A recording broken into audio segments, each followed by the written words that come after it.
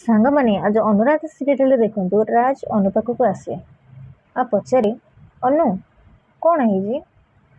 ତୁମେ ଏତେ ବିବ୍ରତ ଥିଲା ଭଳିଆ କାହିଁ ଲାଗୁଛ? ଅନୁ କି ନାହିଁ, କିଛି ନାହିଁ। ଆକ୍ଚୁଆଲି ମା ମୋତେ ଏଇଟା ଆପଣଙ୍କ ବର୍ଥଡେ ପାର୍ଟିରେ ପିନ୍ଧିବା ପାଇଁ ଦେଲେ ତ ସେଥିପାଇଁ। ତାପରେ ରାଜ ଟିକେ ହସେ ଆଉ କୁହେ, ଅନୁ ମୋତେ ଏମିତି କାହିଁ ଲାଗୁଛି ଯେ ତମେ କିଛି ଗୋଟେ କଥାକୁ ନେଇକି ଚିନ୍ତାରେ ଅଛ, ହେଲେ ମୋତେ କହିପାରୁନ। ଅନୁ କ'ଣ ହେଇଛି? ଅନୁ କି ନାହିଁ, ବିଶ୍ୱାସ କରନ୍ତୁ ରାଜବାବୁ, ମୋର କିଛି ବି ହେଇନି। ରାଜ କୁହେ, ତାହେଲେ ତମ ଆଖିରେ ଲୁହ କ'ଣ ପାଇଁ ଅନୁ? ଅନୁ କୁହେ, ମା ଏତେ ଶ୍ରଦ୍ଧାରେ ମୋତେ ଶାଢ଼ୀଟା ପାଟିରେ ପିନ୍ଧିବା ପାଇଁ ଦେଲେ ତ ଖୁସିରେ ଲୁହ ଆସିଗଲା। ରାଜବାବୁ ଦେଖିଲେ ଏ ଶାଢ଼ୀଟା କେତେ ସୁନ୍ଦର ହେଇଛି ନା?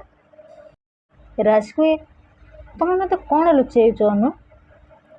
ଅନୁ କୁହେ, ମୁଁ ଆପଣଙ୍କୁ କ'ଣ ଲୁଚେଇବି ରାଜବାବୁ? ରାଜ କୁହେ, ଅନୁ ତମେ କେବେ ଲକ୍ଷ୍ୟ କରିଛ ମଣିଷ ଯେତେବେଳେ ନିଜ ଦୁଃଖକୁ ଲୁଚେଇବା ପାଇଁ ଦେଖାଣିଆ ହସ ହସିଥାଏ, ତମେ ମୋ ସାମ୍ନାରେ ଠିକ୍ ସେମିତି ଅଭିନୟ କରୁଛ। ଅନୁ କୁହେ, ଦୁଃଖ?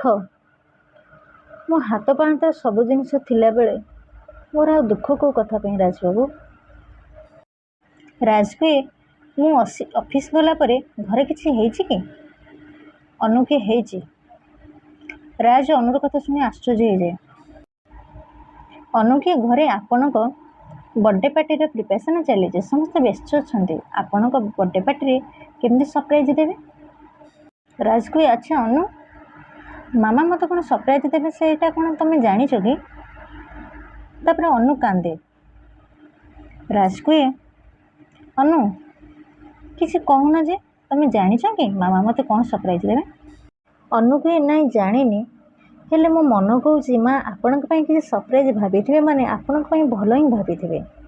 ରାଜ କୁହେ, ମୋତେ ବି ଠିକ୍ ସେଇଆ ଲାଗୁଥିଲା ଅନୁ, ଆଉ ଏମିତିରେ ମୁଁ ଧୀରେ ଧୀରେ ବୁଝିଗଲିଣି ଯେ ମାମା ମୋତେ କ'ଣ ସରପ୍ରାଇଜ୍ ଦେବାକୁ ଚାହୁଁଛନ୍ତି। ସାଙ୍ଗମାନେ ଆପଣମାନେ ଯଦି ମୋ ଚ୍ୟାନେଲରେ ନୂଆ ଅଛନ୍ତି ତାହେଲେ ମୋ ଚ୍ୟାନେଲକୁ ସବସ୍କ୍ରାଇବ୍ କରୁଛନ୍ତି, ଛୋଟିଆ ଲାଇକ୍ଟିଏ କରୁଛନ୍ତି, କାହିଁକିନା ମୁଁ ଏଇଭଳି ଭିଡ଼ିଓ ଆପଣମାନଙ୍କ ପାଇଁ ସବୁଦିନ ଆଣିଦେବି। ଜୟ ଜଗନ୍ନାଥ।